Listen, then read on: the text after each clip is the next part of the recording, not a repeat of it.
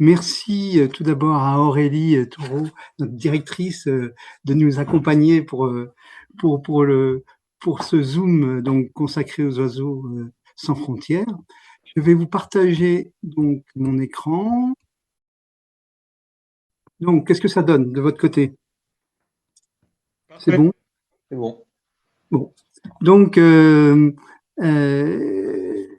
moi, je me présente aussi, c'est l'occasion donc de dire, ben, je suis responsable d'un club CPN, les Renards Pinés, je suis administrateur donc de la fédération, je suis un passionné d'oiseaux depuis tout petit, et puis j'ai participé à différents lieux de migration, que ce soit Organdeshka ou que ce soit la Pointe de Grave, que ce soit le col du Faux en Isère, puisque j'habite l'Isère. Et donc, vraiment, c'est un sujet qui me passionne et je suis vraiment ravi de pouvoir partager cet engouement et cette curiosité avec vous. Donc, Gabriel, est-ce que tu nous entends ou tu te présenteras après? Est-ce que je peux me permettre de faire un tout petit point rapide? Oui, vas-y. Simplement pour dire aux participants et participantes que si vous souhaitez poser des questions éventuellement durant durant le Zoom, la réunion, enfin le Zoom, vous pouvez les poser dans le chat et on essaiera de garder un œil dessus. Et on a aussi, avec Arnaud, relevé les éventuelles interrogations qui ont été soulevées lors de votre inscription pour en discuter aussi en fin de Zoom. Voilà, Voilà. je te rends la Et de parole. pouvoir dire, peut-être, ça peut être bien, bon, on a prévu, que notre, on va dire, la fin de ce Zoom soit aux alentours de 20 heures. Si ça déborde avec les questions, on verra, mais en tous les cas, c'est pour vous donner déjà un jalon de fin, en tout cas dans notre organisation présente. Euh, Gabriel, est-ce que tu nous entends? Oui, je vous entends. Est-ce que vous Bien. m'entendez? Oui, parfait. Bonjour Parfait. Gabriel. Bonjour, bonjour tout le monde.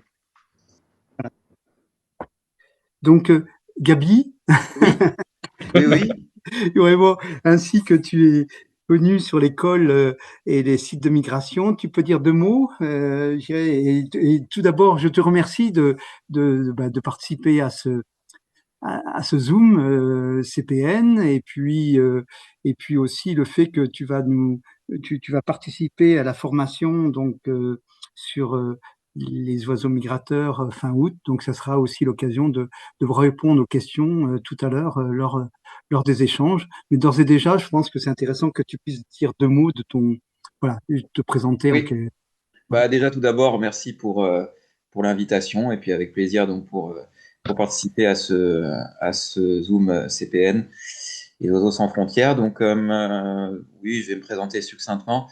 On va dire que je suis naturaliste et passionné par les oiseaux depuis maintenant plus de 25 ans. Et on va dire que la migration des oiseaux depuis 2011 est une de mes spécialités dans les sciences naturalistes. J'ai eu la chance d'être bénévole sur de nombreux sites de migration français au début des années 2010 et puis petit à petit, j'en suis devenu coordinateur. C'est vrai pour Orgambideshka, le Cap Ferré, les falaises de Le Cap. Et puis, ma progression sur ces sites de suivi de migration français et puis mon intérêt très fort pour la migration globalement m'a amené aussi à voyager ailleurs, en dehors des frontières françaises, et donc à suivre les mouvements des oiseaux migrateurs aussi dans l'est de l'Europe, donc notamment de part et d'autre de la chaîne du Caucase. Et ces deux entonnoirs très importants de migration, que ce soit le long de la mer Caspienne et le long de la mer Noire. J'ai aussi pu suivre la migration des oiseaux le long des côtes africaines et notamment les flux d'oiseaux pélagiques au Sénégal. Voilà, donc avec grand plaisir pour échanger sur ces expériences-là et sur l'organisation de tels suivis et ce qu'ils impliquent en termes d'investissement et de porter à connaissance. Très bien. Bien. Euh, Alors, pour commencer ce Zoom, on va prendre quelques mots pour pour présenter la fédération CPN, puisque ce web binaire est ouvert à tous. Donc, il y a des CPN, mais il y a surtout aussi des curieux de nature.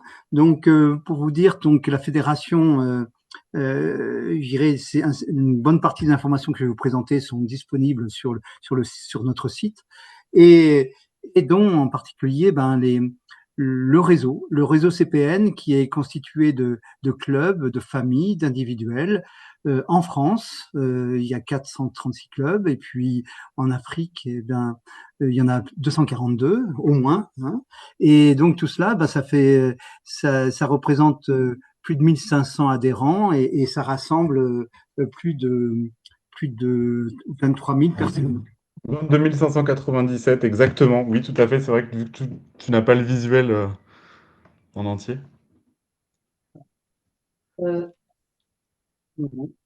Donc, là, une des vocations, une des missions de la fédération, c'est de créer des outils pédagogiques. C'est vraiment le fil conducteur.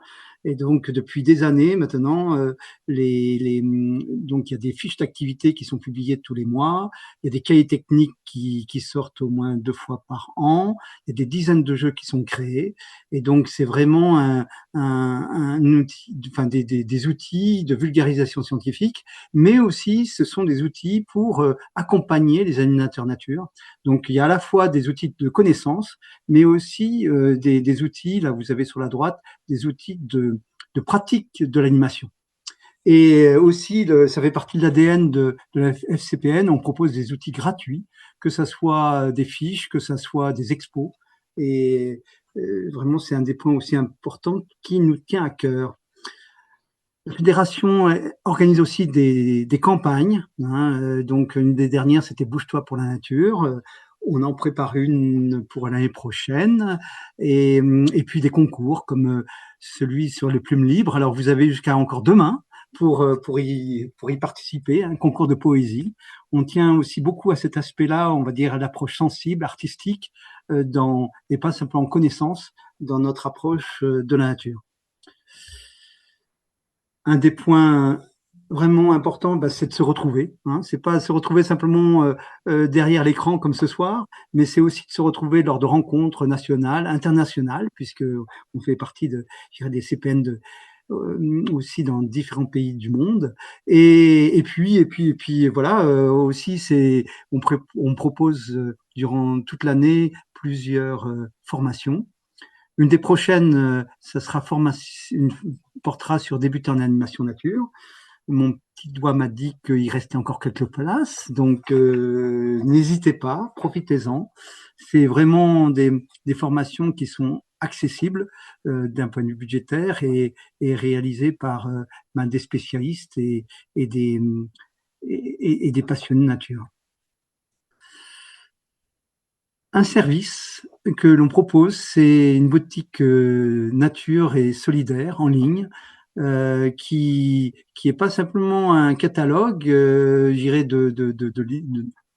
on va dire de documents, mais c'est vraiment une véritable sélection. Il y a un travail qui est fait par les administrateurs, par l'équipe salariée, pour justement vous dénicher des pépites, et puis que si c'est dans le catalogue de la FCPN, c'est un beau label. Et un des points très très très importants que vous êtes sûrement, je dirais, conscient, c'est qu'en achetant sur la boutique, eh bien, vous contribuez à mener des actions, parce qu'il est toujours important qu'on ait une bonne part d'autofinancement, et que la boutique représente justement un élément très important dans la vie de la FCPN. Tout cela, et oui, c'est une équipe fédérale, donc de bénévoles, de 18 membres, qui se mobilisent donc au sein de la FCPN, avec comme présidente Camille Le Gouille, et puis une équipe salariée de 7 personnes à votre service, que vous pouvez contacter, joindre, et qui sont là pour faire en sorte que, comme ce soir, ce webinaire puisse se passer dans les meilleures conditions possibles, et préparer tous les jolis documents et projets que l'équipe administrateur propose et a envie de voir, je dirais, le jour. Voilà. Donc, si vous avez des questions en particulier sur la fédération, ça sera l'occasion de les poser à la fin, noter que ce soit dans le chat, ce sera plus simple, ou à la fin, de façon orale, j'irai lors de notre temps d'échange sur questions-réponses. Benjamin, à toi le relais pour nous. Tout à fait, pour vous présenter rapidement, pour vous présenter rapidement donc le déroulé de ce petit échange, de ce temps de webinaire. Simplement donc pour vous dire l'idée, donc c'est vrai que dans la présentation et dans vos retours de questionnaire, on a un peu présenté ça sous forme de campagne. En fait, c'est parce qu'il y a tout un tas d'activités, de documents, d'outils qui vont être liés justement à cette thématique-là. Mais il n'y a pas de campagne à proprement parler, comme a pu en parler Arnaud, hein, sur 3 ans. En tout cas, pas pour le moment. Mais donc l'idée, c'est de vous parler, dans un premier temps, du dernier cahier technique sorti à ce jour sur la migration, justement, Oiseaux sans frontières, dont on vous montrera quelques extraits, quelques passages pour appuyer nos propos. On vous présentera également quelques idées de jeux ou d'activités qui peuvent être liées à cette thématique. Ensuite, on prendra un moment pour écouter Arnaud et Gabi qui pourront donc nous parler un petit peu de la migration et des spots de migration, des sites de migration. Comment ça se passe? Est-ce qu'on peut devenir ornithologue? Par où commencer, on va dire, et puis jusqu'où ça peut aller, on verra ça. Et on prendra également un moment pour parler de la formation rapidement, de voir ce qui sera abordé durant ces 2 jours du mois d'août. Et on finira par un moment d'échange. Donc, n'hésitez pas à ce moment-là, si vous avez des partages d'expériences, d'anecdotes en lien avec cette thématique, ce sera l'occasion de les partager et de poser aussi d'éventuelles questions si vous en avez, ou en tout cas d'y répondre. Donc, pour cette première partie, je vais laisser la parole à Arnaud pour vous présenter un petit peu les dessous de ce cahier technique. Oui, ce cahier technique, hein, c'est un des cahiers techniques, si vous l'avez sous la main. En tout cas, le but, c'est aussi de vous le faire découvrir, hein, si vous ne l'avez pas. En tous les cas, il fait 60 pages. 60 pages. C'est un des plus gros cahiers techniques que l'on a produit. Une nouvelle forme aussi en termes de contenu. Et il a été ce travail a été coordonné par Fanny Son-Poisson, qui a travaillé justement sur la synthèse et la rédaction de ce cahier technique, avec l'appui donc de Bertie Fernandez et Salomé Berthe, qui font partie de l'équipe donc de la FCPN. Bien sûr, avec l'appui des bénévoles de la commission pédagogique, des bénévoles de la commission Afrique. Je salue Dominique Sander qui s'occupe d'animer la commission s'il est arrivé. En tous les cas, j'ai vu qu'il avait prévu d'être présent. Et puis, eh bien voilà, le principe et le point fort de ces cahiers techniques, c'est que on a une information qui est vérifiée, validée, et en particulier dans le cas présent, c'est Philippe Caruette du parc du Marcantour et Jérémy Dupuis de la LPO, deux spécialistes de la migration qui ont relu le document, et on en remercie fortement, vivement. C'est ce que m'a dit Fanny. Vraiment, vraiment, il nous a bien aidé pour faire en sorte que ce cahier technique soit de qualité. Et je tiens aussi à souligner que ce cahier technique, il est accompagné de sympathiques dessins que vous avez vus là depuis le début de ce webinaire, des dessins qui sont réalisés par Fanny Lebagous, qui donc illustre les supports FCPN, qui est aussi une dessinatrice qui nous accompagne dans nos actions de vulgarisation de façon remarquable, et on adore son coup de crayon et son humour. Ce travail-là, eh bien oui, il est fait grâce au soutien financier de la région Grand Est, de la Fondation Nature et Découverte, de la Fondation Crédit Mutuel. Ça nous permet d'éditer des documents qui soient vraiment accessibles à tous, C'est ça aussi l'important, c'est que on tâche de trouver des financements pour que justement nos supports puissent être les moins onéreux possibles et les plus diffusés possible. Alors, cahier technique Oiseaux sans frontières. Alors, le principe de ce cahier technique, comme la majeure partie des cahiers techniques, c'est justement de mettre l'accent sur la progression pédagogique. C'est ça qui est vraiment très très très important. C'est que on va commencer dans les premières pages à justement aborder cette question par la découverte je dirais du sujet. Là, et puis là, par exemple, c'est de dire que croit-on savoir au fait sur la migration. Qu'est-ce que chacun de nous sait sur la migration. Donc, c'est important avant même de commencer une animation, un partage, c'est que les personnes puissent se poser la question de telle façon à dire, tiens, au fait, qu'est-ce que je sais? Et on verra ça dans une des diapos suivantes pour, je dirais, une des manières de le faire. Bien sûr, il y a du contenu scientifique dans ce qui est technique, qui fait état des derniers niveaux de connaissances que l'on a. Et puis, eh bien, voilà, aussi, ce qui est important, et on l'a bien vu dans vos questions, c'est que on a envie de comprendre. Et tant qu'à faire, la proposition de la FCPN, c'est de le faire en s'amusant, au travers de jeux, d'activités. Et puis, comme connaître, protéger la nature, on a le deuxième pied là qui est protégé. Et ben, on va inciter à passer à l'action. Parce que c'est aussi très très important pour le devenir et l'avenir de notre terre. Alors, vous avez devant vous un scénario pédagogique, je dirais donc qui vous propose des objectifs.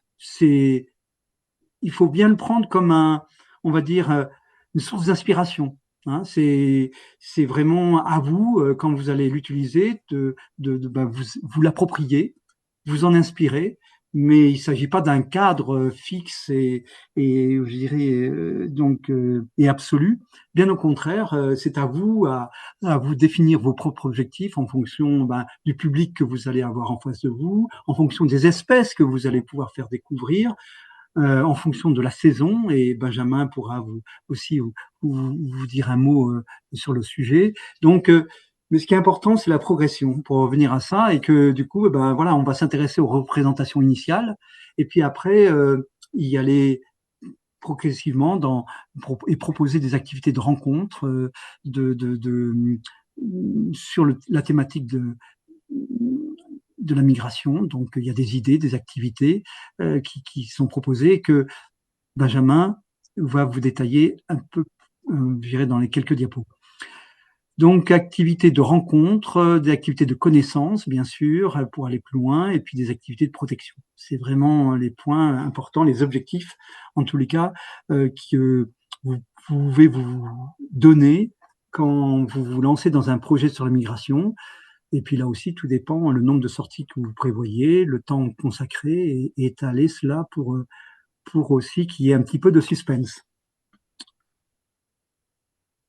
Recueillir les représentations et les préacquis de votre public sur le sujet, c'est un des points importants. Et donc là, par exemple, on a fait une proposition de quiz qui peut être complétée, et que vous trouverez, moi, un de ceux que je trouve qui est le plus intéressant, c'est pourquoi les oiseaux migrent-ils? Et ça c'est une bonne question que je crois que chacun de nous se pose, et vous avez donc les réponses dans ce quiz et dans ce cahier technique. Et puis après, voilà, on a aussi toutes les questions quand on se dit, tiens, quelle espèce migre? Tiens, est-ce qu'elle va vers l'Afrique? Est-ce qu'elle reste là? Là aussi, voilà, ça fait partie des questions qu'on peut être amené à poser et à partager. Alors, comme on l'a vu tout à l'heure, vous habitez les quatre coins de la France. Vous voyez là, aux quatre coins de la France, il y a des spots et on les a regroupés dans ce cahier technique aussi, pour vous indiquer les spots de suivi, les spots aussi de halte, migration. Et là, c'est vraiment, ouais, je peux que vous inviter à aller rencontrer les observateurs, participer, je dirais, au suivi de la migration. C'est une école grandeur nature qui est extraordinaire. C'est, vous allez rencontrer des ornithologues qui ont des talents fous de détection à l'oreille, de détection au loin, je dirais grâce aux silhouettes. Gabi pourra nous en parler un petit peu plus en détail. Donc ça, c'est vraiment des points, voilà, d'aller faire une sortie, de pouvoir profiter de ces points. C'est une très très très grande chance que l'on a tous ces points aujourd'hui qui existent, avec aussi une implication de nombreux bénévoles pour effectuer ce suivi qui a lieu soit au printemps, soit à l'automne. Donc tout cela, vous retrouverez aussi dans le CT des pistes pour vous aurez les noms des lieux et puis des sites internet, hein, où vous pouvez suivre en particulier il y a Migration qui vous permet d'avoir des informations en direct du suivi de la migration, des comptes rendus. Donc ça aussi c'est assez magique de pouvoir suivre toute la migration. Mais ça au détail, je veux pas aller plus loin dans le détail, mais on le voit aussi et je salue nos amis africains, des CPN africains, parce que voilà, on a aussi des spots, bien sûr, qui sont suivis, en particulier au Djoudj, hein, donc j'irai au Sénégal, qui a un grand spot de halte de migration extraordinaire.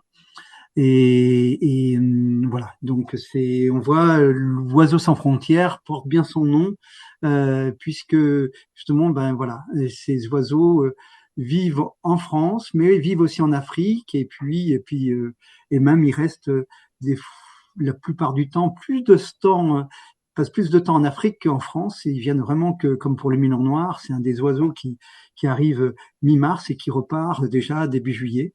Et donc le reste du temps, ben, il le passe en Afrique. Activité, jeux et outils pratiques. Benjamin, à toi de nous partager ces propositions.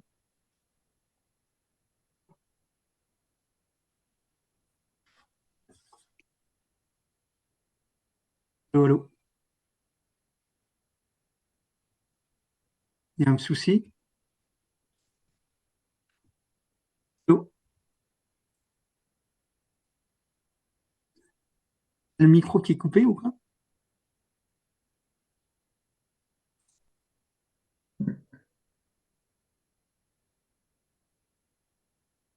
Personnellement, j'entends pas. Moi non plus. Ah, Benjamin, Pas Benjamin. t'as ton micro qui est coupé.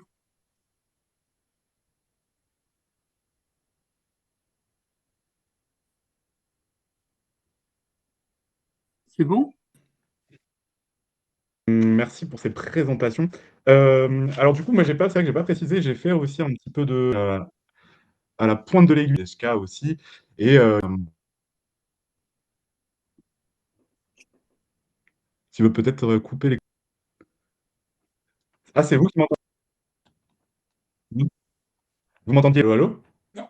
Oui, Allô? Est-ce que vous m'entendez là? Vous m'entendez? c'est bon. Ouais. Ah super, bah je sais pas, ça a bugué, navré. Ça a coupé dès le début? Oui. J'ai parlé dans le vent en entier.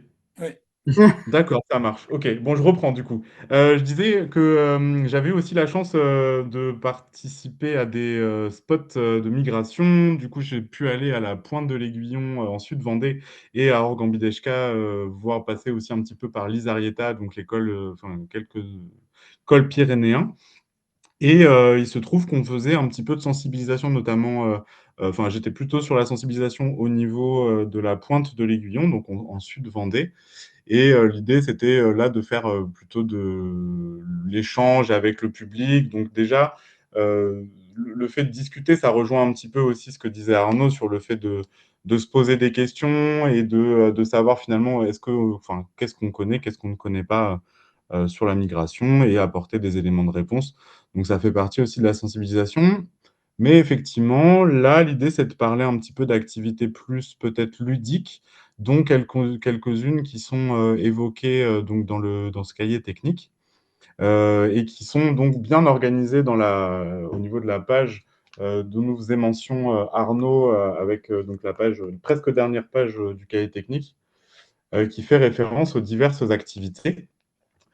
Et finalement, moi, ce que j'ai identifié un petit peu en reparcourant ce cahier technique et en préparant ce Zoom, c'est que finalement, la migration, cette thématique, elle permet d'aborder tout un tas de sujets autour des oiseaux. En fait, finalement, chaque paramètre et chaque spécificité ornithologique peut trouver une logique et en tout cas un lien avec la migration. D'ailleurs, c'est un petit peu ce qui est proposé et exprimé, d'ailleurs, vers la fin de ce cahier technique, nous est proposé un grand jeu, page 58, qui permet un petit peu de faire compilation de toutes ces informations. Mais globalement, la migration, ça permet de parler de la nourriture, parce que ce qui pousse majoritairement les oiseaux à partir, ça va être enfin, ce qui pousse les oiseaux à partir, c'est le manque de nourriture et non pas le froid en lui-même.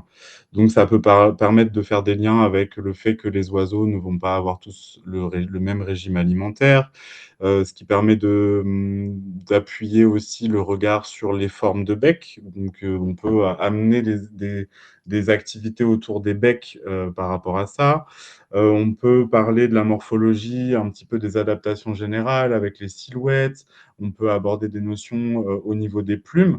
Donc après, c'est des jeux que vous pouvez avoir l'habitude de faire en ornithologie, que vous pouvez par la suite relier du coup à la migration. Pourquoi l'oiseau il va avoir des plumes de telle forme, pour faire quel vol, comment son déplacement va lui permettre de parcourir de plus ou moins longues distances dans le cadre de cette migration.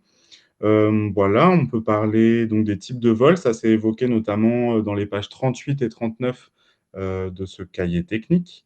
Donc là, voilà, vous avez à l'écran quelques exemples. Alors après, l'idée, c'est pas non plus de donner tous les éléments qui sont présents dans ce cahier technique, c'est d'en donner un petit échantillon pour vous donner envie d'aller piocher dedans.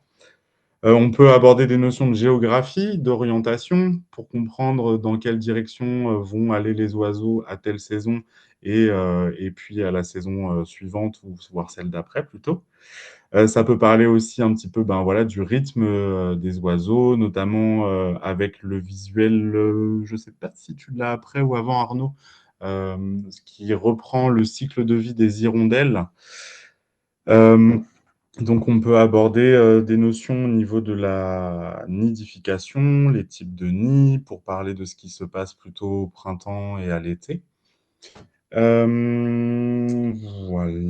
je l'ai noté également que ça permettait d'aborder dans le cadre, par exemple, de l'école du dehors, des notions au niveau de la géographie, je vous l'ai déjà dit. Je me suis noté aussi des choses au niveau des dimorphismes pour la reproduction. Et enfin, on peut passer à des activités un petit peu plus concrètes sur l'apprentissage, notamment de l'ornithologie en général. Donc, savoir comment on observe, comment on se sert d'outils pour observer, enfin, ce qu'on va regarder aussi chez les oiseaux au niveau de la taille, de la silhouette, de l'allure, ce genre de choses. Donc, ça permet d'acquérir des mots de vocabulaire. Voilà un petit peu sur les thématiques qui peuvent être abordées. Et donc là, l'idée, c'est de vous donner deux, trois idées de jeux qu'on peut faire.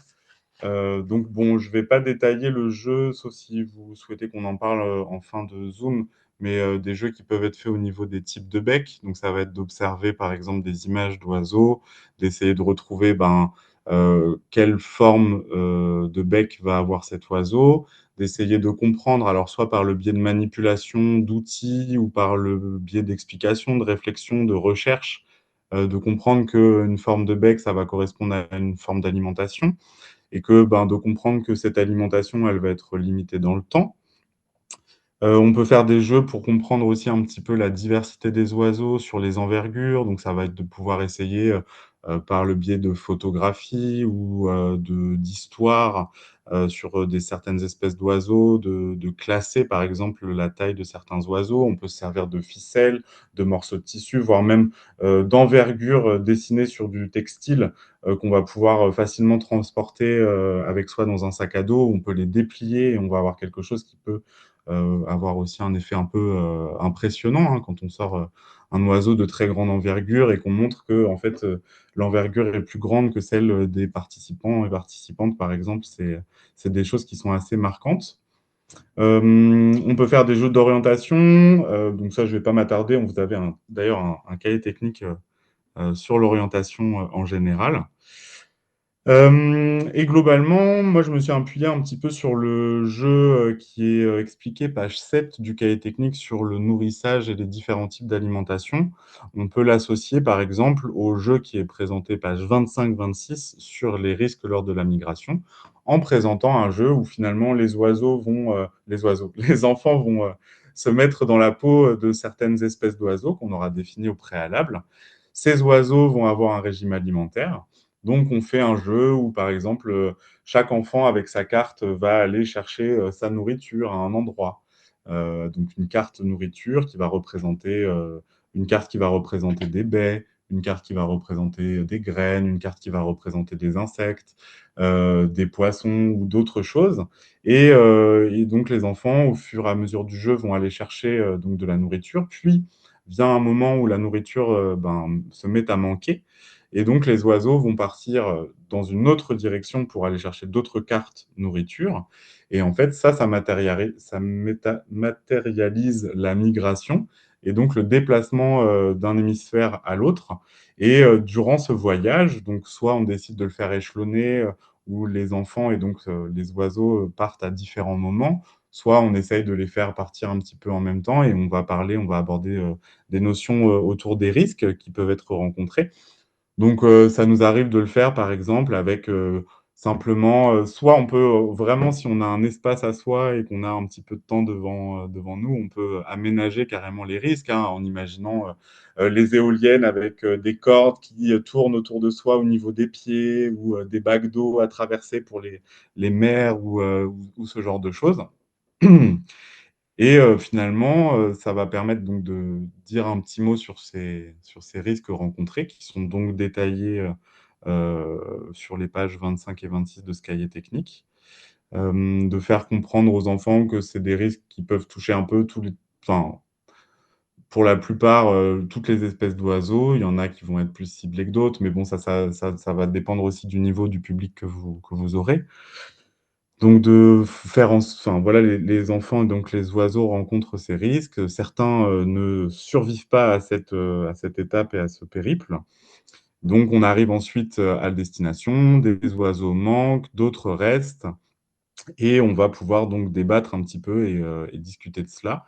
Et ensuite, repartir sur une session de nourrissage avec de nouvelles cartes de nourriture. Et voilà, après, on peut vraiment imaginer ça en revenant, en matérialisant aussi le site de nidification, en leur demandant, par exemple, de récupérer du matériau pour fabriquer un nid, de faire des jeux de relais pour nourrir les petits. Enfin voilà, on peut vraiment s'appuyer sur cette thématique pour aborder tout un tas de notions. Et donc, il y a ce déroulé que vous a présenté Arnaud précédemment et aussi un déroulé qui vous est présenté un peu sur la fin du livre, du cahier technique, qui reprend un petit peu toutes ces thématiques-là. Donc, il y a vraiment beaucoup, beaucoup de choses qui peuvent être abordées avec ça. Et il y a des petits jeux aussi de reconnaissance qu'on peut faire. De reconnaissance d'oiseaux qu'on peut faire, où on va cacher des cartes oiseaux. Les enfants vont avoir pour mission, par exemple, de reconnaître certains critères ou en tout cas de mémoriser certains critères, de se dire, bon, bah là, le croupion, il était blanc, la calotte, elle était plutôt de cette taille-là et de cette couleur-là. Et donc, de fil en aiguille, par le jeu, acquérir des notions de vocabulaire et ensuite se référer à une carte de reconnaissance, mémoriser le nom de l'oiseau et revenir le porter, par exemple, au meneur ou à la meneuse de jeu qui ensuite enverra l'enfant vers une autre carte ou vers une autre espèce d'oiseau. Enfin, c'est peut-être un petit peu fouillé, on pourra en rediscuter si c'était pas très très clair. N'hésitez pas. Et il y a un petit jeu qui me semble assez rigolo aussi pour se mettre dans la peau de spotters et spotteuses. Parce qu'il faut se dire que les spotters et les spotteuses vont avoir une sollicitation pendant toute la durée du spot dans le fait de scruter autour de soi, de suivre aussi les oiseaux, de les compter, de les déterminer évidemment. Des fois, pour certains groupes d'oiseaux, il y a des comptages qui peuvent être assez difficiles, notamment chez les plus petits, les passereaux, où on va avoir parfois des groupes de dizaines, centaines, voire milliers, voire même dizaines de milliers d'individus, parfois, lorsqu'il y a des gros passages. Et donc, par exemple, les spotters et les spotteuses vont essayer d'évaluer, d'estimer ce nombre d'oiseaux qui passent et qui parfois restent dans la sphère visuelle seulement quelques secondes ou quelques dizaines de secondes. Et donc, il va y avoir des techniques pour ça. Par exemple, on va utiliser on va mettre en paquet, en fait, on va saucissonner les groupes, on va imaginer un groupe de 10 ou de 100 individus, on va pouvoir le compter assez finement, s'imaginer la surface que ça représente et l'extrapoler. Et finalement, ces données d'extrapolation sont souvent assez proches, voire même sous-évaluées par rapport à la réalité des faits. Donc ça, dans la pratique, ça peut être appuyé aussi par des clichés photographiques qui permettent ensuite d'affiner ces chiffres et ces observations.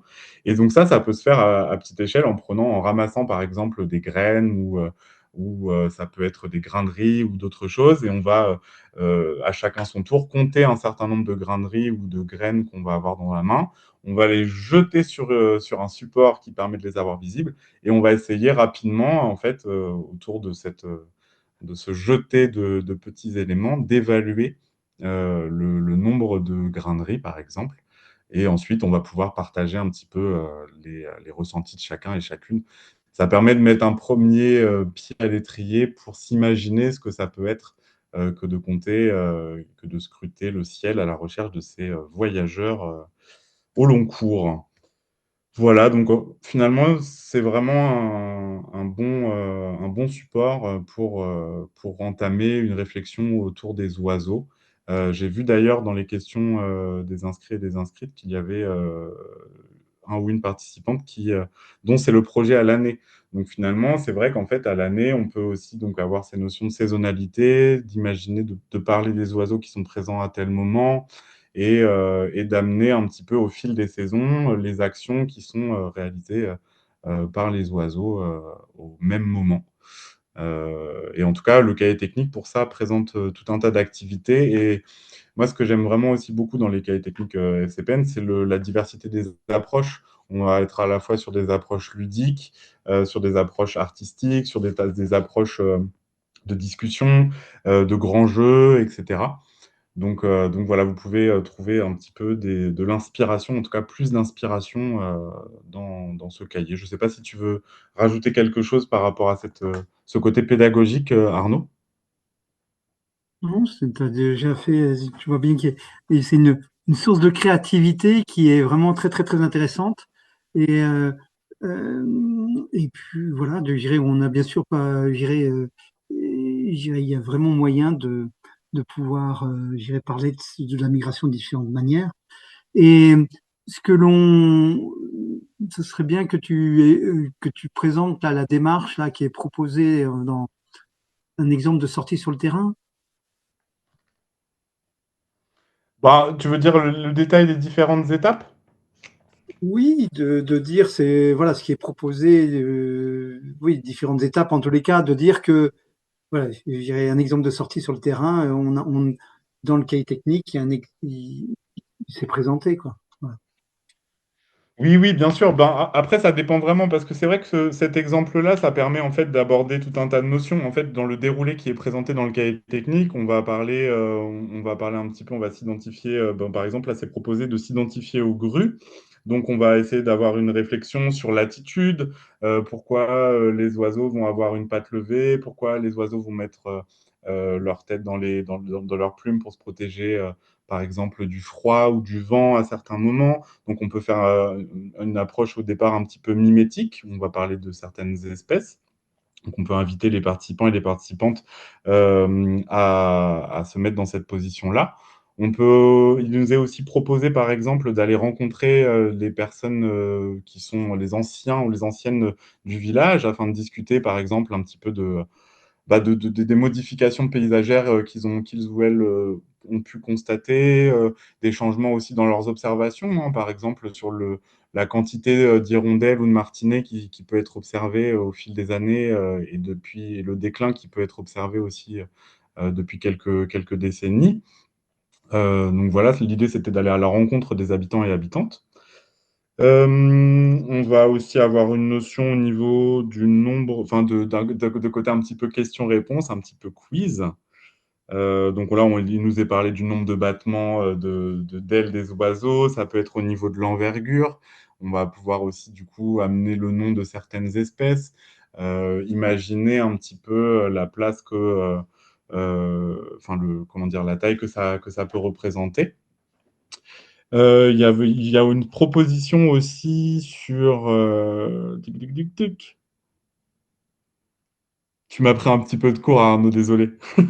Non, mais je pense que Sur non, les... c'était sans rentrer dans le détail, c'était simplement pour dire que voilà, il y a une animation qui est, on va dire, comme tout, enfin, comme dans toute préparation, on va proposer des temps, on va proposer des thèmes et une progression, et c'est ce qui est indiqué dans ce document et qui peut être décliné sur d'autres espèces, quoi. Voilà, c'était simplement pour évoquer ça, le fait que de dire, ben, tiens, il y a un exemple de sortie sur le terrain avec des idées je dirais, d'animation différentes à chaque fois. Voilà.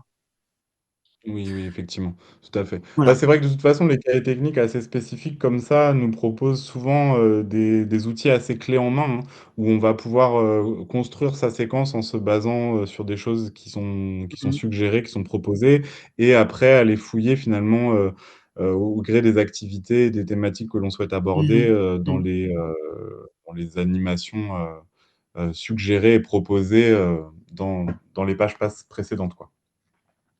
Hein. Donc, Et qu'est-ce qu'on peut faire comme action concrète, Arnaud? voilà, pour la suite, puisque on a bien vu que c'est important de sensibiliser, mais c'est aussi important d'agir.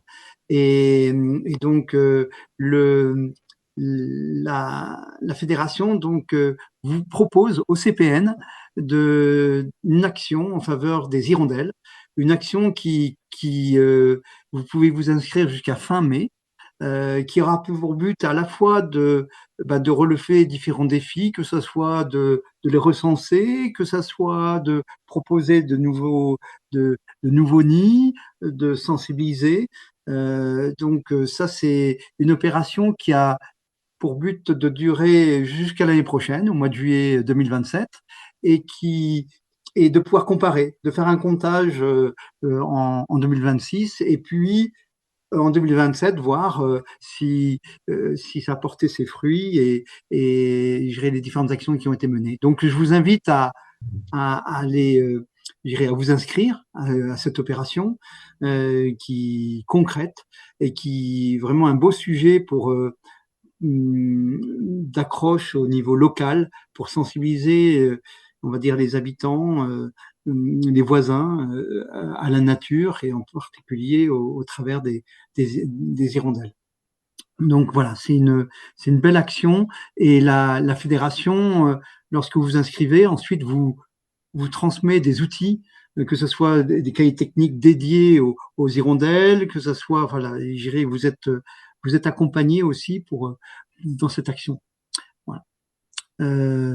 Et puis, parmi les différentes actions que des CPN ont pu mener en faveur donc des oiseaux, on a cette action que moi j'ai eu le plaisir de mener avec des passionnés de nature, des oiseaux sur ma commune à Saint-Martin-du-Riage. Il y avait cette fontaine que vous avez en photo et la proposition toute simple de ses voisins, c'était de dire est-ce qu'il serait de demander à la commune, parce que c'est une fontaine communale, de demander à la commune de faire en sorte que la fontaine déborde pour que en dessous de la fontaine, eh ben, il puisse y avoir de la boue qui soit présente. Et donc, il y a un système de siphon avec un tout petit tuyau très, très, très fin qui permet d'alimenter une flaque de boue un tout petit peu plus bas qui est dégagée. Et là, les hirondelles se régalent je dirais en tout cas, apprécient de venir chercher la boue pour construire leur nid. Donc ça, c'est une action toute simple. Et puis avec un petit panneau d'inscription, pardon, un panneau de présentation de l'action et en plus à côté d'un point d'eau potable.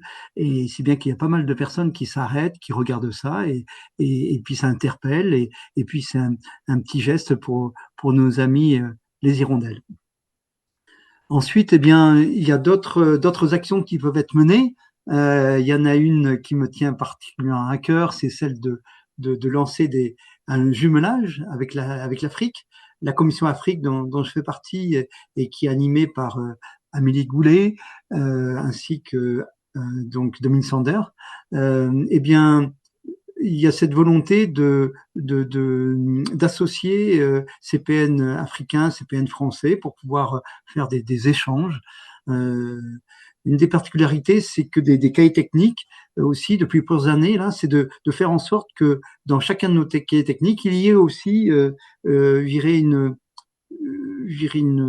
page qui soit consacrée à la faune et la flore africaine ou des actions comme celle-ci. Donc n'hésitez pas, je sais qu'il y a des CPN je dirais d'Afrique qui sont présents, donc c'est peut-être l'occasion de leur poser des questions tout à l'heure. En particulier, je sais que le Maroc est très bien représenté et je les salue. Vous avez aussi, ben là, ce qui est extraordinaire, bien sûr, quand on parle de migration, c'est le bagage. C'est participer à un camp de bagage, c'est vraiment extraordinaire parce que ça permet de voir les oiseaux de près et puis surtout d'apprendre beaucoup grâce à ces actions je dirais de bagage et tant du point de vue du poids des oiseaux, de se rendre compte de la graisse qu'ils prennent, du poids qui presque, il y a des fois, c'est un tiers de leur poids qu'ils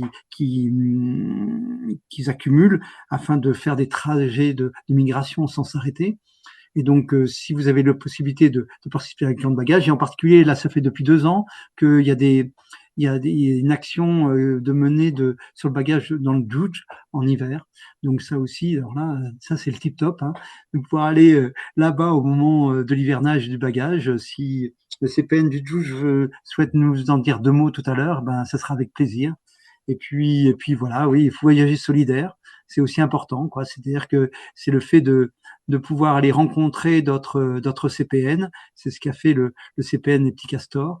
Allez, ça c'est un moment extraordinaire que d'aller rencontrer les autres CPN. Moi, je l'ai fait avec aussi les jeunes des CPN de Renardeau de Pinet. On est allé donc au Sénégal rencontrer les CPN du Boundou et c'était vraiment que du bonheur. Agir, ça c'est plus classiquement, vous connaissez, bah, c'est compter les oiseaux. Bah oui, compter les oiseaux de votre jardin. Ça c'est vraiment très très important parce que ça permet d'avoir un état des lieux et de voir aussi ben, si les populations se portent bien ou pas. Donc ça c'est une action de fond qui peut être menée par tout un chacun et puis ça permet de porter attention sur la nature qui habite et qui vit juste à côté de nous. Je vous ai parlé des hirondelles. Ben voilà, parmi des actions à mener de façon concrète, ben c'est de construire des nids hein, pour les aider. Et ça marche très très très bien. C'est vraiment une belle action qu'on peut mener en faveur des hirondelles de fenêtre en particulier. Alors là, on passe à la page partage d'expériences et d'anecdotes. Hein, et c'est Gabi qui va pouvoir nous partager eh bien sa vie professionnelle et puis sa passion aussi pour les oiseaux qui l'amène à aller observer et prospecter en Afrique. Donc à toi, Gabi, de nous partager, nous faire rêver de, de, de toutes tes, enfin, de ta démarche Ouais, qui est en plus, j'irais, propre et individuelle. Voilà, ouais, à toi. tout à fait. Merci encore pour l'invitation. Ah, ben, je vais revenir aussi rapidement sur la migration et et les suivis de la migration, comment ça s'organise. Je pense on a parlé de cette thématique-là. Ça peut être intéressant de parler concrètement de l'organisation de tels suivis. Donc, je dirais tout d'abord que ce sont des suivis qui sont vraiment accessibles à toutes et à tous. Déjà, c'est une base qui me semble être vraiment très intéressante à vous partager et que c'est vraiment le collectif qui fait qui est la pierre angulaire en fait de la réussite de ces suivis de migration et des protocoles qui en découlent. Sans la présence d'un collectif autour d'une coordinatrice, d'un coordinateur, il ne peut pas y avoir le un porté à connaissance pertinent. Donc ça, c'est un premier point. Et le rôle après du coordinateur ou de la coordinatrice de ces suivis de migration, ça va être de mobiliser au mieux l'équipe autour de lui, d'elle. Et là, de savoir un petit peu quelles peuvent être les aptitudes, les motivations de chacune, chacun, et les expériences aussi des différentes observatrices et des observateurs qui accompagnent. Donc la coordination du suivi. Et par exemple, sur un suivi de migration tel qu'Organ-Bideshka, la, la clé, ça va être pour bien comprendre euh, ben, euh, les mouvements de ces oiseaux dans la sphère d'observation, de les suivre d'un point A à un point B. Donc le point A étant la détection et le point B la sortie de l'oiseau de la sphère. Et là, on va mobiliser une personne pour être certain du caractère migratoire de l'oiseau, puisque à certaines époques peuvent se confronter à la fois des oiseaux migrateurs et des oiseaux plutôt en phase de fin de reproduction au sein de la même espèce.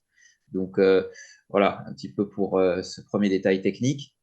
Selon les suivis de migration, on va inventorier ces mouvements. Les protocoles vont être assez variés.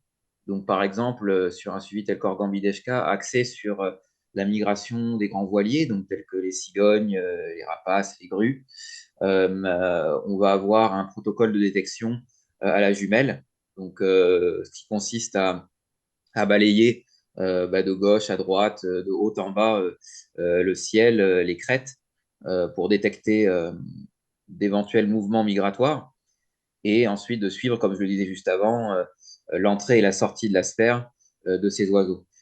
Euh, sur d'autres sites, tels que la pointe du Cap Ferré, la pointe de Grave, la pointe de l'Aiguillon, ça va plutôt être le groupe des passereaux qui va être on va dire le socle de ces suivis-là.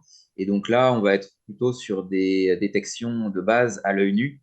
On va éviter de s'éparpiller à chercher ces tout petits oiseaux à la jumelle pour éviter d'être imprudent quant à leur identification spécifique et essayer on va dire, de cloisonner un petit peu la sphère pour avoir des effectifs et des identifications plus précises avec donc cette détection à l'œil nu qui, une fois qu'elle est dite, peut être aussi ajustée avec une identification plus précise de ces groupes de passereaux aux jumelles. Donc, on va aussi sur l'ensemble de ces suivis, que ce soit les rapaces, grands voiliers et passereaux, relever tout un tas de variables. Donc, chaque heure, la référente, le référent du suivi va noter tout un tas de relevés météo, donc la force du vent, la couverture nuageuse, d'éventuels épisodes pluvieux, neigeux, donc ce qui va permettre de relier les effectifs que l'on compte pour ces oiseaux migrateurs avec ces variables climatiques. Donc toutes ces informations qui sont relevées donc sur une application de saisie qui est Tractelen, qui est beaucoup utilisée, je pourrais y revenir, sur l'ensemble des sites de migration français, européens et même, on peut le dire, mondiaux. Ça va permettre d'affiner le porté à connaissance et donc de mieux comprendre comment la migration fonctionne. Donc, c'est vrai que des phénomènes météo particuliers vont avoir tendance à expliquer ce que l'on appelle un déblocage donc sur certains sites. Donc, on va relever tout un tas de variables météo pendant plusieurs journées, notamment de vent, d'épisodes pluvieux, et on va assister à la suite de de ce phénomène de blocage à un déblocage massif de migration. Et donc là, pareil, ces variables météo sont relevées, on se rend bien compte que ben, c'est aussi ces notions météo qui expliquent les passages massifs et soudains de certaines espèces. Voilà pour la présentation, on va dire, générale de ces suivis. Euh, on va très concrètement après, en termes d'identification d'espèces, avoir tout un tas d'ouvrages de référence autour de nous. C'est aussi très important à souligner. On n'est pas seul face à nos connaissances. On est aussi aidé par la présence d'ouvrages tels que le guide ornitho, hein, tout simplement, que vous connaissez probablement toutes et tous. Mais selon les sites où on va se retrouver, eh bien, pour les grands voiliers rapaces, on va utiliser le guide des rapaces diurnes en vol, donc le Dick Forsman. Et sur sur les sites de migration de passereaux, on a maintenant un cas d'identification qui a quelques années maintenant, guide des passereaux en vol, qui va nous permettre d'être aidés quant au traitement de certaines identifications. Euh, je parlais il y a quelques minutes des bases de données que l'on utilise. Alors, un peu plus tôt dans ce, dans ce Zoom, on évoquait Migration, qui est une base de données qui a été longuement utilisée, traitée sur les sites de migration français. Aujourd'hui, quelques spots de migration utilisent encore cette base de données, mais ça va plutôt être la base de données Trek-TLN qui va être la plus, on va dire, la plus régulièrement utilisée par les coordinateurs, coordinatrices de l'ensemble des suivis français. Et donc, l'avantage de cette base de données, accessible à toutes et tous, hein, encore une fois, hein, toutes les données sont en libre accès, l'avantage, c'est qu'elle va être liée à une application de saisie.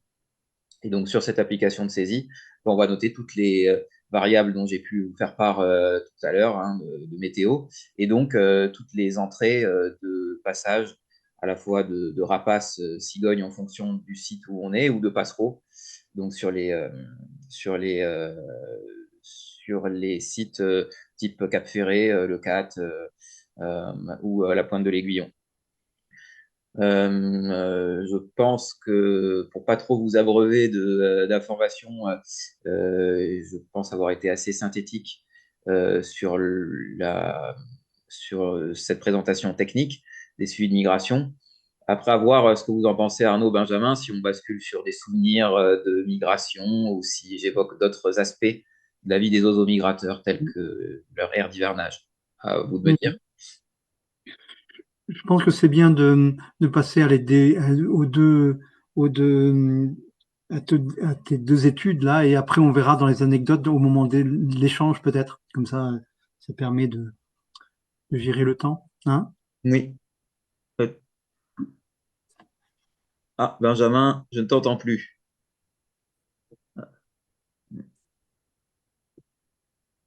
Je pense que Benjamin voulait dire quelque chose, mais je n'arrive pas à entendre sa voix. Ouais, je te propose Ouais. d'enchaîner. Je sais pas, ouais, il y a un souci de connexion. Bon, sinon, de toute manière, je pourrais revenir sur sa remarque par la suite, hein, une fois Oui. que le souci technique sera réglé. Donc oui, c'est vrai que j'ai oublié de le préciser dans ma présentation, mais c'est vrai que Au fait, aux apprentissages des suivis. Ah, ah. Ah, est-ce que tu peux répéter la remarque, question, Benjamin? Ça a été coupé, Benjamin. J'ai été coupé. Vas-y. Ouais, vous entendez pas? Ah si, là, j'entends. Ça y est, mais hmm,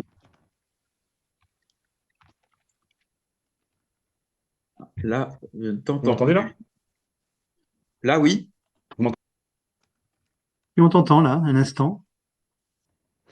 Je mets un message sur le. Ah, là, vous Oui. m'entendez? Communication est mauvaise. Désolé pour les soucis. Oh là là, je suis désolé. Bon, je tente. Oui, J'ai pas Oui, l'impression que vous m'entendiez. Non, simplement pour dire un mot, parce que tu parlais de la reconnaissance à vue, notamment aux jumelles ou aussi à l'œil nu en fonction des sites de suivi et des oiseaux qui étaient suivis. Mais c'est vrai que c'est aussi une bonne façon de commencer à éventuellement se familiariser avec quelques cris de migration quand il s'agit des passereaux, parce qu'on oui, utilise aussi pas mal ce biais-là. C'était pour si oui. tu voulais en dire un petit mot.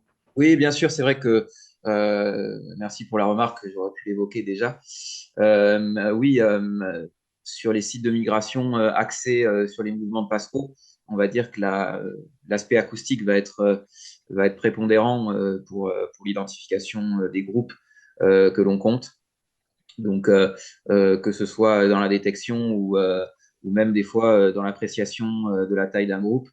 C'est vrai que ce sont c'est une notion, enfin, c'est vraiment important à souligner. Et là aussi, on va être aidé, hein, que ce soit par le guide ornitho qui présente des fois les cris de certaines espèces, mais aussi par la base de données Xenocanto qui permet d'avoir tout un éventail de cris pour chaque espèce pour se familiariser avec. Et puis, après, de plus en plus sur le terrain, on va avoir la chance d'avoir des observatrices et des observateurs qui peuvent poser des enregistreurs et qui peuvent revenir rétroactivement sur un doute quant à l'identification spécifique d'un cri problématique, puisque bon, euh, l'éventail la variété des passages est telle que la variété des cris peut l'être aussi pour les passereaux. Et donc, on est très loin d'être infaillible par rapport à cette diversité de cris. Et là, l'identification rétroactive suite à l'enregistrement d'un cri problématique peut être aussi une richesse pour le suivi en question. Et je dirais d'autant plus ces dernières années où le développement des suivis acoustiques a vraiment euh, s'est vraiment développé un peu partout sur le territoire. Voilà. Mm.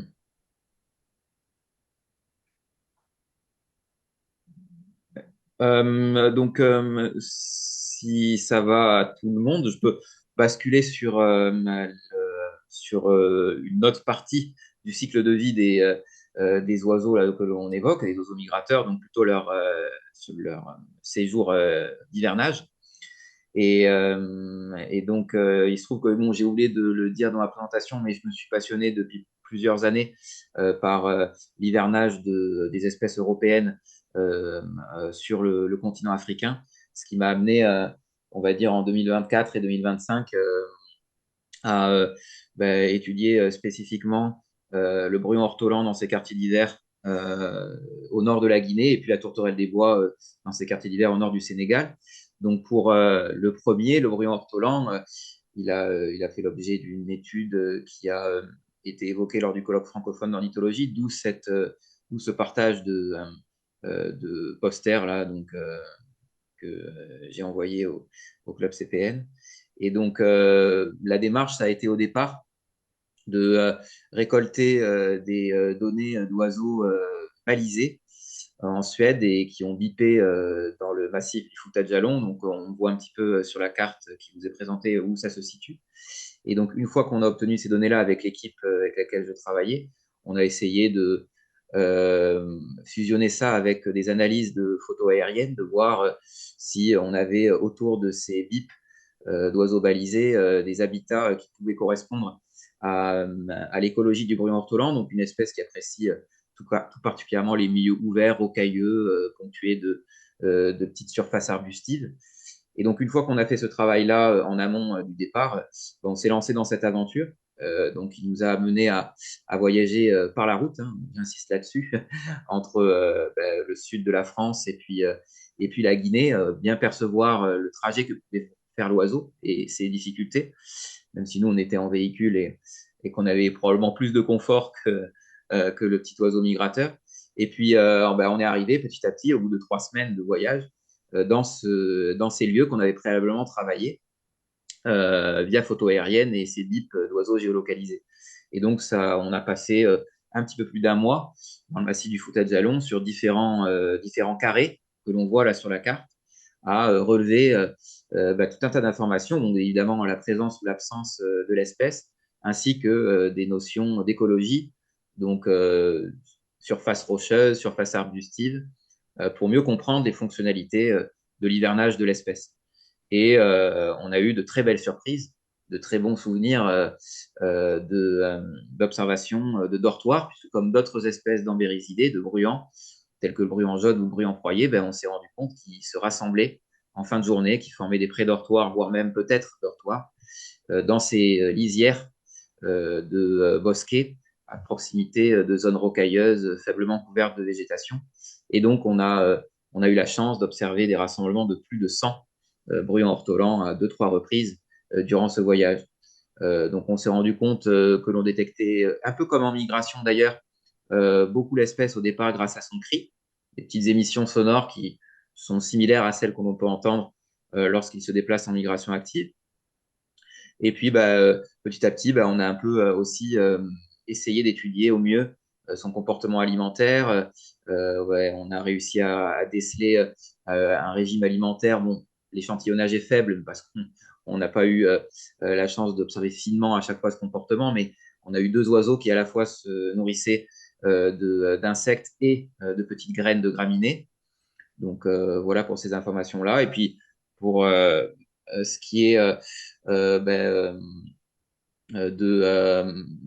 du recul un petit peu pris sur cette étude, c'est qu'on s'est rendu compte, et c'est un petit peu évoqué là au travers de la carto, hein, qu'on avait prospecté une infime partie des milieux favorables à l'espèce. C'était un petit peu un état des lieux et que la conclusion de ce premier séjour, de cette première mission, c'est qu'il y a encore beaucoup de choses à découvrir sur l'hivernage de cet oiseau.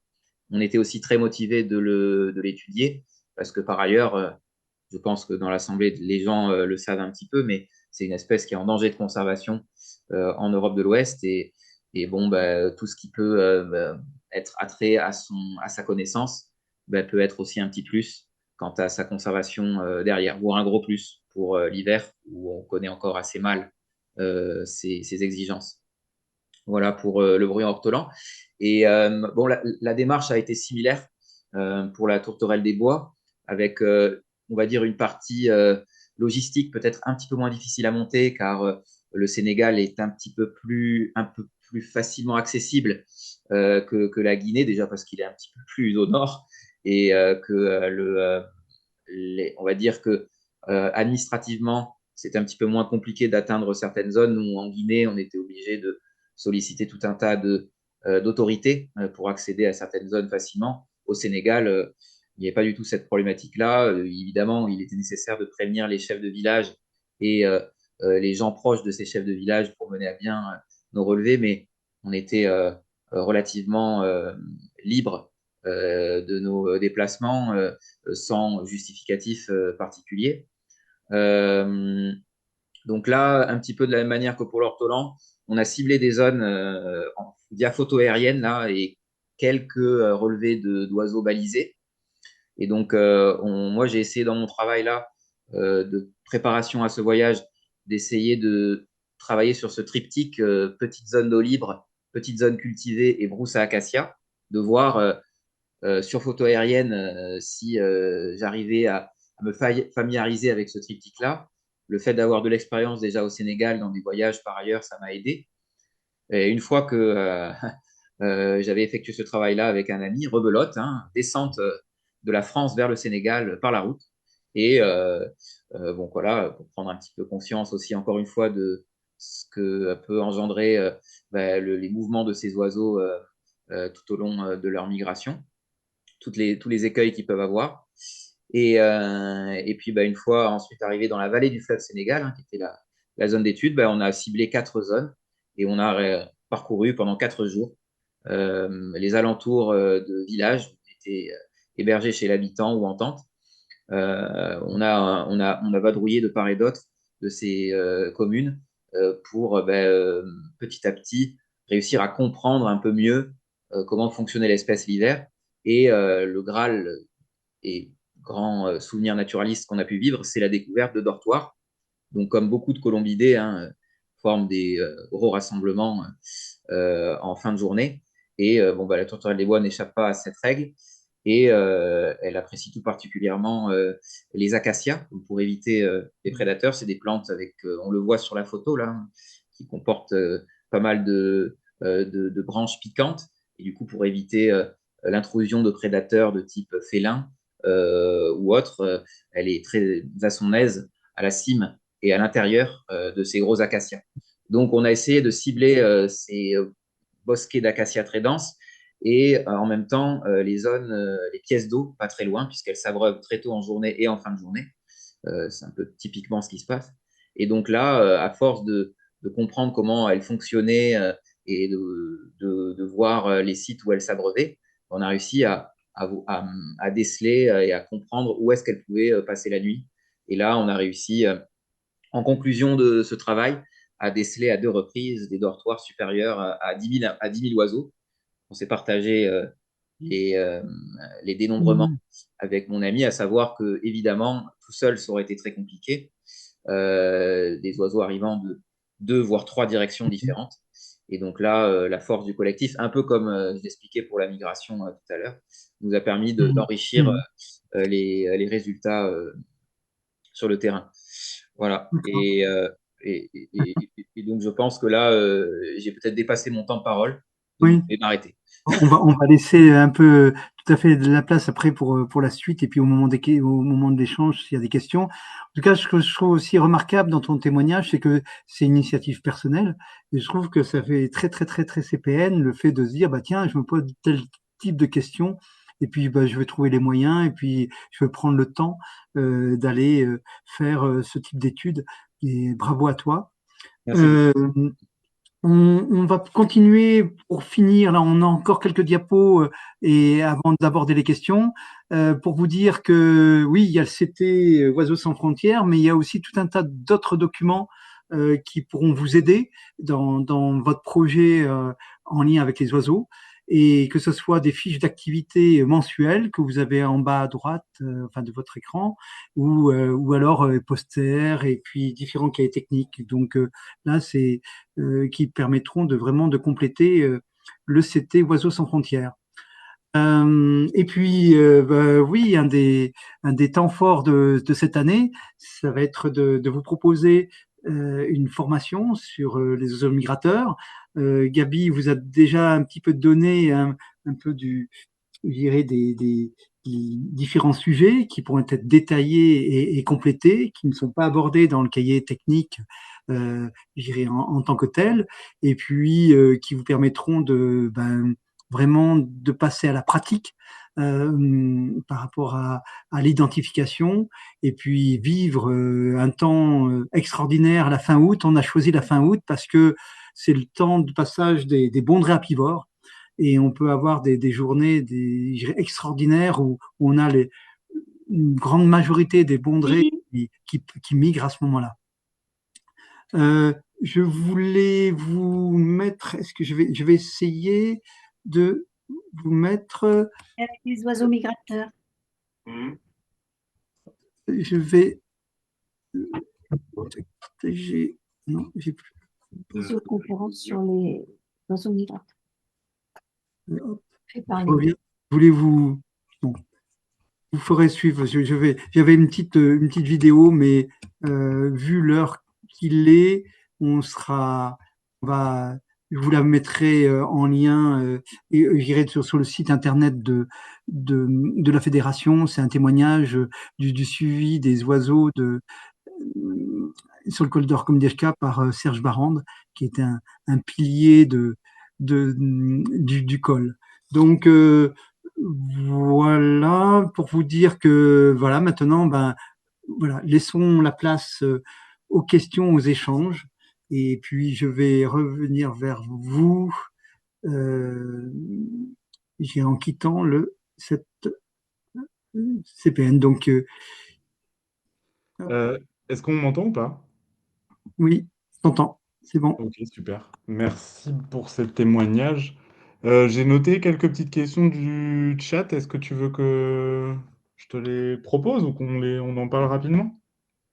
Oui. Quelques petites choses qui ont apparu, le temps que tout le monde puisse identifier d'éventuelles questions restantes. Déjà, tu as le bonsoir de Christine. Arnaud. Voilà. Ensuite, il y avait des demandes par rapport au prochain cahier technique qui était à paraître, qui sera donc, alors le tout prochain, il va vraiment paraître dans pas très longtemps, qui sera sur les micro-CPN, les clubs pour les tout petits, les moins de 3 ans. On a eu aussi des remarques sur le fait que les clubs africains n'avaient pas encore reçu ce cahier technique, ce qui est malheureux parce que c'est vrai qu'il est paru depuis quelques mois maintenant, mais il me semble, tu me corriges Arnaud si je me trompe, mais qu'on a eu des petits changements au niveau des envois à l'international au niveau de la FCPN, donc c'est peut-être ce qui a causé ce retard. Mhm. Ouais. On met en général, enfin là, il y avait des questions de frais d'envoi Ah oui, voilà, qui posaient question et que là, normalement, cette question-là de pouvoir, je dirais, transmettre des supports numériques.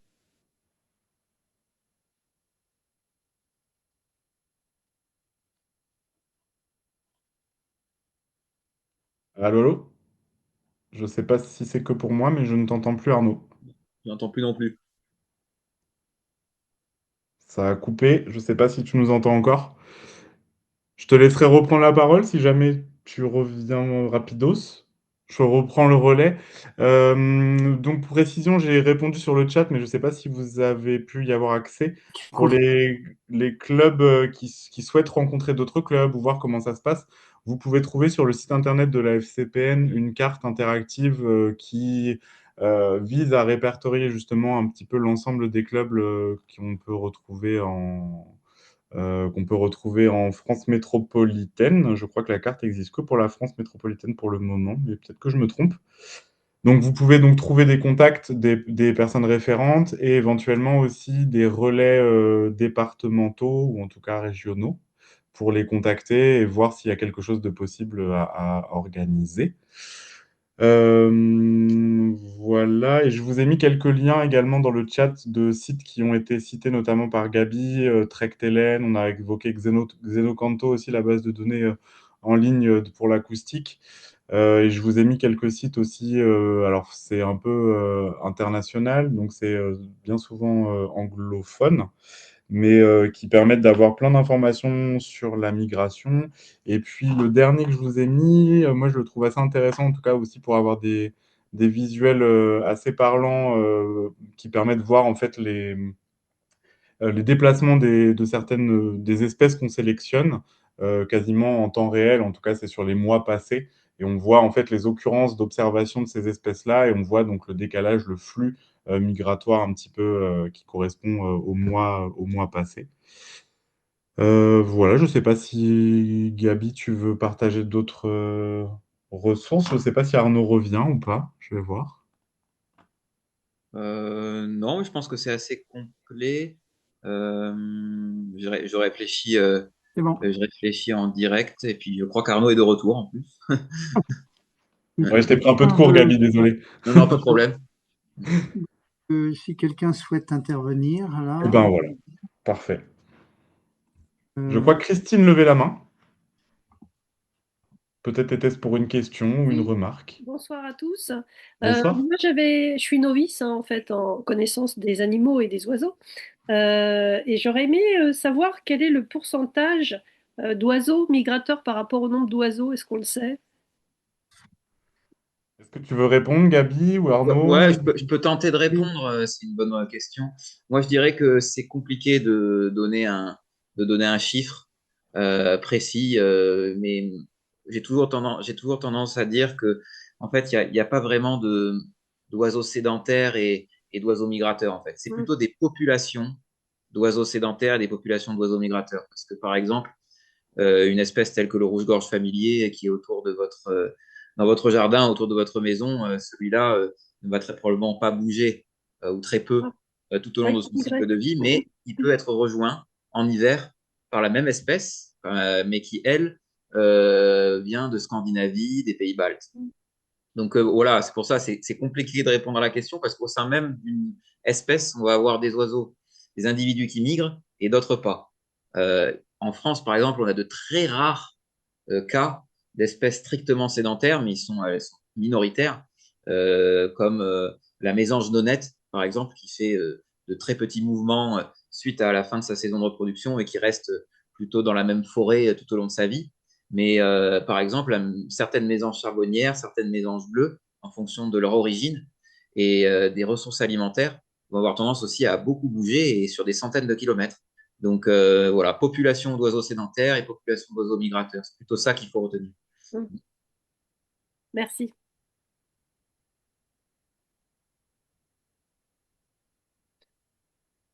Je ne sais pas s'il y a d'autres personnes qui ont d'autres questions, mais alors j'ai différents cahiers techniques qui sont effectivement super bien faits. Euh, mais moi, je travaille comme prof avec des ados et des jeunes adultes, on va dire.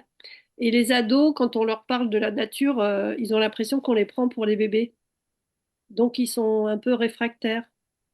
Est-ce que vous avez des idées de la façon dont on peut les... Enfin, j'essaye de trouver des astuces en dehors du cours que je dois faire, on va dire. Je leur montre déjà quand il y a un oiseau qui passe, on a des bergeronnettes, je leur dis, ah, regardez la bergeronnette. Donc j'interromps le cours, mais sinon, Je peux, je peux essayer une ébauche de réponse, peut-être à compléter, sûrement à compléter, bien sûr. Euh, Moi, je dirais peut-être enfin, j'ai aussi des ados, des collèges, des lycées, mais sur des animations ponctuelles, donc c'est vrai que c'est des temps un petit peu à part. J'ai l'impression que ce qui parle bien, c'est d'essayer forcément de les raccrocher à ce qui les touche directement, en fait, d'essayer de voir qu'en fait, tout ce avec quoi ils sont en rapport, il y a forcément un lien aussi avec la nature, donc d'essayer ensemble de retrouver le lien qui peut être, que ce soit au niveau des matériaux, au niveau de l'invention, de l'origine de ces inventions-là, peut-être. Et puis, il y a certainement plein d'autres choses, mais par exemple, le fait de se dire, ben, est-ce que vous connaissez bien la nature qui est autour de vous?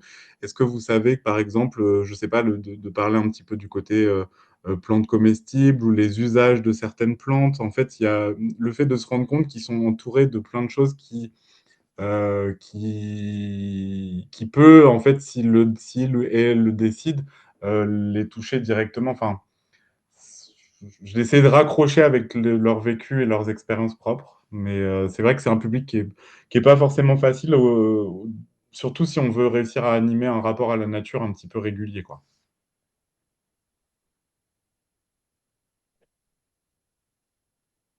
Mhm.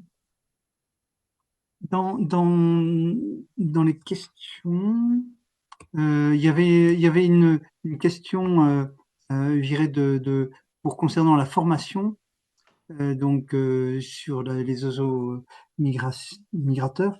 Là, vous trouverez toutes les informations sur le site de Internet, hein, donc, voilà. Donc, dans les événements, formations, et vous pourrez accéder. Et puis, si besoin, il ne faut pas hésiter à appeler la fédération, qui se fera un plaisir de vous répondre et vous aider. Donc là, on a plusieurs personnes qui souhaitent intervenir. Si vous avez vu qu'il y avait Malika. Malika, si tu veux intervenir. Bonjour, Monica. Bonsoir. Bonsoir, vous m'entendez? Oui, parfait. Oui. Bon, d'accord. Bonsoir, c'est super ce zoom sur les oiseaux, et surtout la mission ou l'opération sur les CPN au secours des hirondelles, surtout que les habitats et les écosystèmes sont en destruction partout dans le monde. Et moi, ce qui m'intéresse, bon, il y a plein de clubs CPN au Maroc qui sont intéressés par l'opération. D'ailleurs, demain, on a une rencontre avec des personnes qui n'ont pas pu être aujourd'hui avec vous pour voir s'ils se sont inscrits ou non. Déjà, certains ont déjà fait des visites ou identifié des lieux où ils ont des nids d'hirondelles. Certes, beaucoup de clubs n'ont pas de moyens pour l'observation, etc. On va voir parce que bon, beaucoup manquent de jumelles et on va voir au niveau des centres que gère la SVT s'il y a des jumelles à leur prêter pour qu'ils puissent faire une observation beaucoup plus précise. Voilà.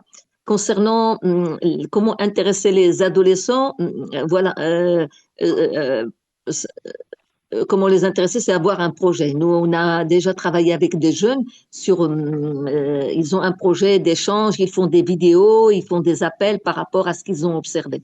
Mais sinon, si on leur dit, voilà, ça c'est un épervier, voilà, vous allez voir l'hirondelle, le martinet et autres, et ils ne sont pas intéressés. Mais s'il y a un sujet autour par rapport à un petit suivi, des visites de terrain, ils vont faire des vidéos parce que ça entre dans leurs compétences, leurs skills, qu'ils font un message qu'ils peuvent poster sur Facebook ou Insta. Donc ça les intéresse. Ça les intéresse. Et je pense que dans le cadre de cette mission, dans ce projet, il y a plein d'échanges qu'on pourrait faire de part et d'autre des deux rives. Merci.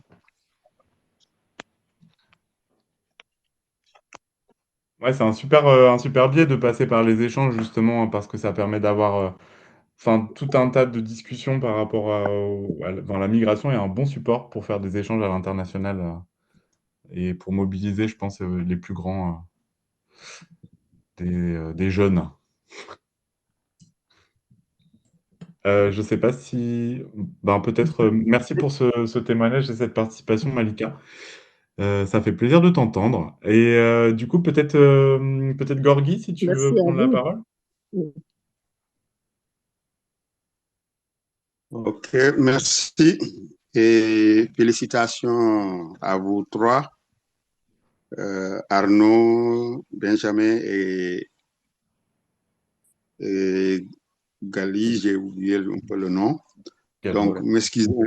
Voilà. Donc, en tout cas, merci pour ces connaissances globales qui nous ont été données sur les oiseaux migrateurs. Et ce qui montre aussi que le sujet reste effectivement toujours complexe parce que nous sommes avides encore de comprendre, puisque c'est un sujet qui n'est pas très simple à saisir, parce qu'un peu trop technique. Et je pense que ce Zoom a permis de voir une vue globale sur les oiseaux migrateurs.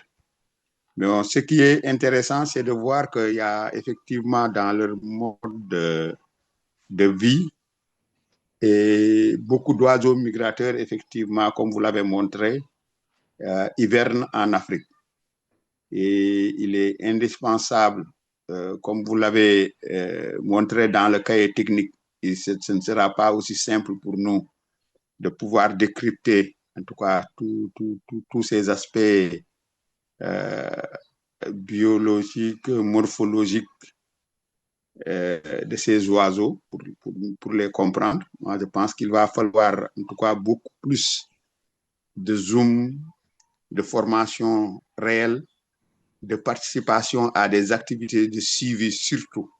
Parce que je pense que j'ai eu à la faire 2 fois et j'ai vu que c'est l'une des meilleures manières de comprendre et d'être passionné par effectivement la problématique de ces oiseaux.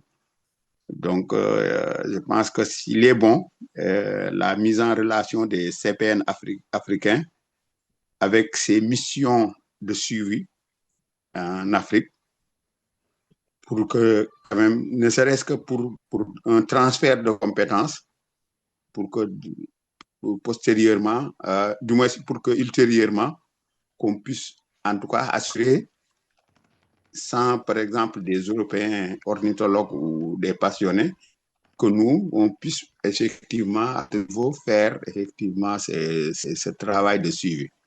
Et comme l'a dit aussi Malika, effectivement, il y a ce problème de dénuement total de matériel. Ça ne facilite pas aussi ce travail. Parce que moi, voilà pratiquement un peu plus d'1 an que je m'intéresse aux oiseaux. Mais tout se fait à menu et j'essaie de m'accrocher sur le sujet et d'essayer d'apprendre. Et je pense qu'aujourd'hui, ce webinaire, en tout cas, a montré que c'est un sujet passionnant, un sujet intéressant. Et je pense que je ne manquerai pas, en tout cas, de prendre vos contacts. Arnaud, déjà, le contact est établi avec lui. Et pour les autres, et qu'on puisse, suivant vos missions de suivi, participer avec vous pour mieux comprendre, en tout cas, ce phénomène des oiseaux migrateurs. Et d'autant plus ils subissent beaucoup de menaces quand ils viennent en Afrique. Il y a le problème du braconnage, il y a le problème de détérioration des habitats.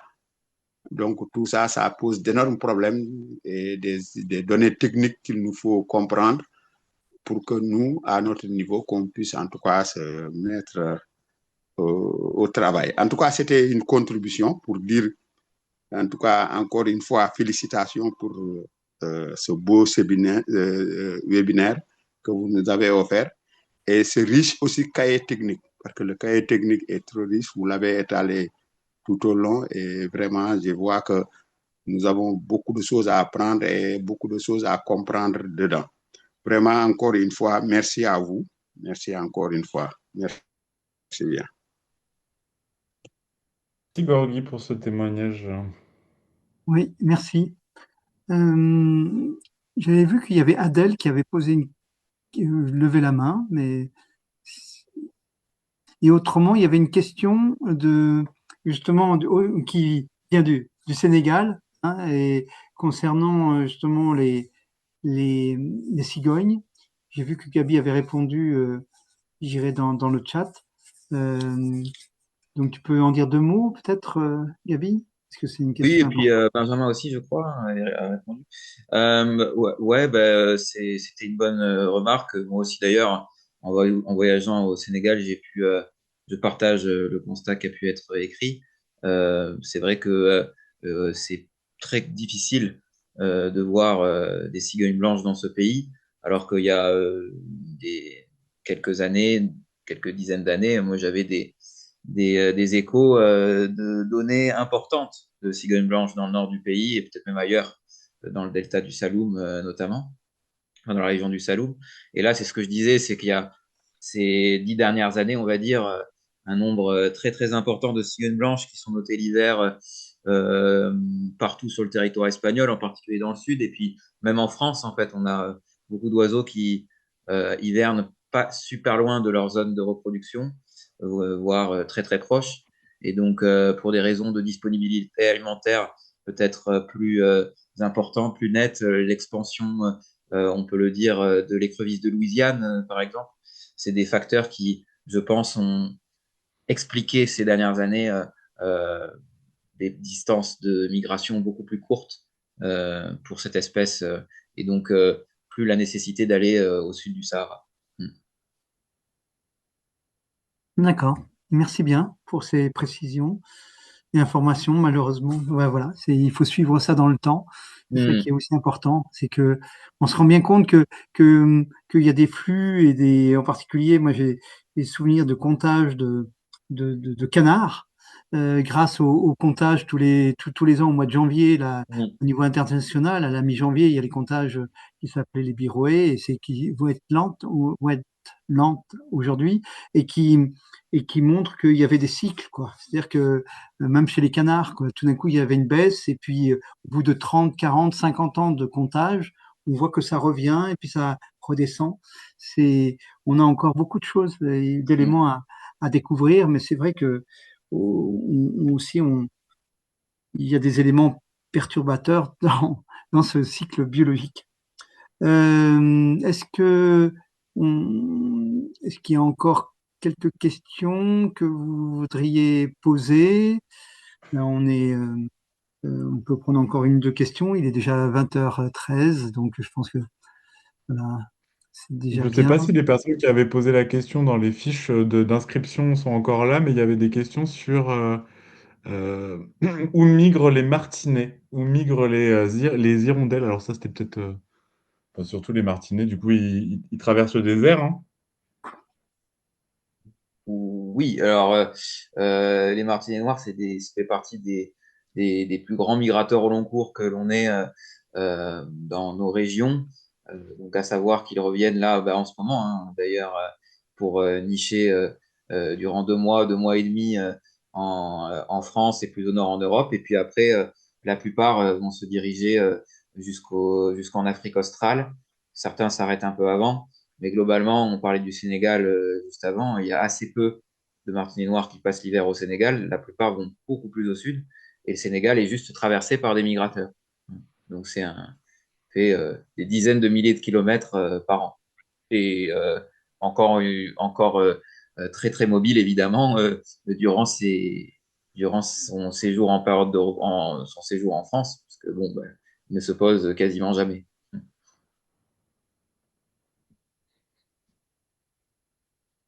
D'accord. Oui, c'est ça. En fait, ils sont en migration permanente, hein, quasiment. Oui, Pendant 9 faut le mois, ils dire. sont en vol, quoi. Ouais. Ouais. D'accord. Eh ben, super, Bon. merci pour Les toutes ces hirondelles, je pense infos. qu'il y en a un peu. Dominique, Oui, les hirondelles, par contre, enfin, il y en a apparemment au Bénin. Les Béninois m'ont dit qu'ils en avaient chez eux. Donc voilà, par exemple, hein. Donc, après, je pense ils ne les voient pas beaucoup, en fait, hein. Je pense, je sais pas où ils se mettent, mais ils doivent se mettre dans des endroits où à mon avis, enfin, voilà, enfin, mais, bon. Mais il y en a apparemment au Bénin. Les Béninois m'ont confirmé qu'il y en avait chez eux. Donc, Oui, donc, globalement, donc au Sénégal, forcément, il y en a aussi. voilà, les Les hirondelles, Hirondelles, il y en a un peu plus, à mon avis. Dans ouais. l'Afrique, au moins, euh, ouais. Les hirondelles, globalement, hivernent un petit peu plus au nord, Ouais, c'est en ça. Afrique. Certaines même ne dépassent pas forcément ou ne traversent pas complètement le désert du Sahara. Donc, pour le cas de l'hirondelle rustique et même de l'hirondelle rousseline. Euh, on va dire que la répartition en hiver de ce groupe d'oiseaux est quand même très très large. Mais le début de l'ère d'hivernage commence bien plus au nord que l'ère d'hivernage du martinet noir, par exemple. Et pour ce qui est des relevés, de l'identification des hirondelles au Bénin, par exemple, il y a aussi des difficultés parce que des espèces très proches de l'hirondelle rustique fréquentent ce pays tout au long de l'année. L'hirondelle de Guinée, par exemple, qui est en termes de plumage très proche. Donc, c'est pas forcément évident, des fois, de séparer l'oiseau migrateur qu'est l'hirondelle rustique de Ouais. l'oiseau plutôt résident qu'est l'hirondelle de Guinée.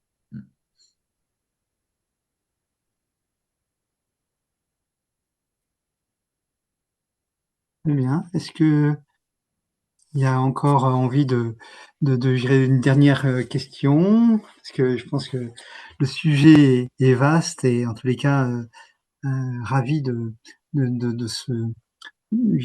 d'avoir pu aborder dans un premier temps, enfin, ce premier webinaire sur les oiseaux migrateurs. Est-ce qu'il reste des places pour votre formation du 28 et du 29 août? Oui, tout à fait. Il reste encore de la place. Voilà. Et on Donc, peut trouver les informations sur le site internet? c'est ça. Ouais, tout à fait. Dans la rubrique, c'est ressources, formation et ouais. Donc, Hop. et s'il y a besoin, de toute façon, voilà, vous appelez la fédération. Ouais. Ah ouais. Ça va être un grand moment. Je dirais un très très beau lieu et c'est vraiment intéressant, comme tu le disais, Benjamin. Ben voilà, on va être sur le terrain, on va voir comment ça se passe et puis comment on peut partager justement cette, je dirais, la découverte des oiseaux, grandeur nature Alors, bah, juste le fait de le vivre à Orgambi, ça se suffit à lui-même, hein. Ça se suffit à déjà. soi-même.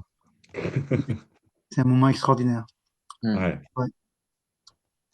Bon, ben, je pense qu'on a fait un bon petit tour d'horizon, hein, déjà. Et puis c'était vraiment, merci bien pour votre participation. Merci à Gabi Avec plaisir. d'avoir, de nous avoir rejoints. Et puis vraiment, je pense que ton intervention, eh ben, aura donné envie de venir nous rejoindre aussi, hein, et J'espère. pour continuer à partager ton savoir et ta passion. Mm. Et Avec puis, plaisir. Benjamin, je te laisse le mot de la fin, comme pour, Bah, clôturer. merci beaucoup ouais, à toutes les participants et participantes. Merci à toi Arnaud pour ce moment et cette petite moment de préparation qu'on a pu partager. Et merci Gabi pour tes témoignages Avec plaisir. et ton implication pour ces petits êtres à plumes. Et puis j'espère un de ces quatre sur un spot. Ouais, avec plaisir. Merci beaucoup pour Avec l'invitation plaisir. encore. Allez, merci. Merci tout le monde. Merci Arnaud. Merci. Merci beaucoup. À bientôt Benjamin. Malika.